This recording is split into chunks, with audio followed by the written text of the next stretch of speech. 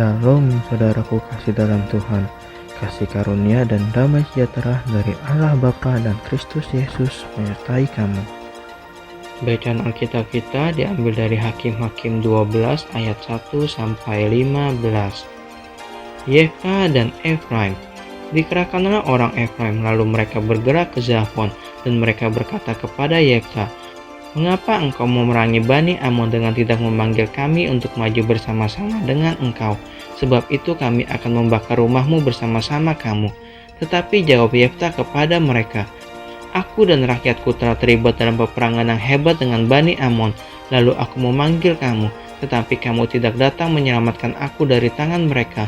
Ketika aku lihat bahwa tidak ada yang datang menyelamatkan aku, maka aku mempertaruhkan nyawaku dan aku pergi melawan Bani Amon itu. Dan Tuhan menyerahkan mereka ke dalam tanganku.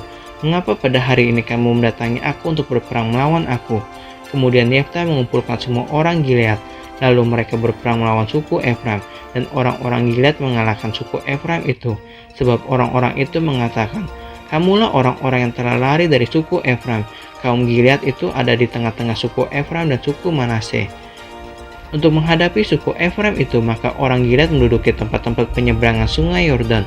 Apabila dari suku Efraim ada yang lari dan berkata, "Biarkanlah aku menyeberang," maka orang Gilead berkata kepadanya, "Orang Efraimkah engkau?" Dan jika ia menjawab, maka mereka berkata kepadanya, "Coba katakan dahulu, Sibolet." Jika ia berkata Sibolet, jadi tidak dapat mengucapkannya dengan tepat, maka mereka menangkap dia dan menyembelihnya dekat tempat-tempat penyeberangan sungai Yordan itu. Pada waktu itu tewaslah dari suku Efraim 42.000 orang. Yefta memerintah sebagai hakim atas orang Israel 6 tahun lamanya. Kemudian matilah Yefta orang Gilead itu, lalu dikuburkan di sebuah kota di daerah Gilead. Ebzan. Sesudah dia, maka Ebzan dari Betlehem memerintah sebagai hakim atas orang Israel. Ia mempunyai 30 anak laki-laki, 30 anaknya perempuan dikawinkannya keluar kaumnya, dan 30 anak perempuan diambilnya dari luar kaumnya untuk anak-anaknya lelaki itu. Ia memerintah atas orang Israel 7 tahun lamanya.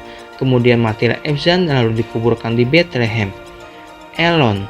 Sesudah dia, maka Elon orang Zebulon memerintah sebagai hakim atas orang Israel. Ia memerintah atas orang Israel 10 tahun lamanya. Kemudian matilah Elon orang Zebulon itu, lalu dikuburkan di Ayalon di tanah Zebulon. Abdon. Sesudah dia, maka Abdon bin Hilel orang Piraton memerintah sebagai hakim atas orang Israel. Ia mempunyai 40 anak laki-laki dan 30 cucu laki-laki yang mengendarai 70 ekor keledai jantan. Ia memerintah atas orang Israel 8 tahun lamanya.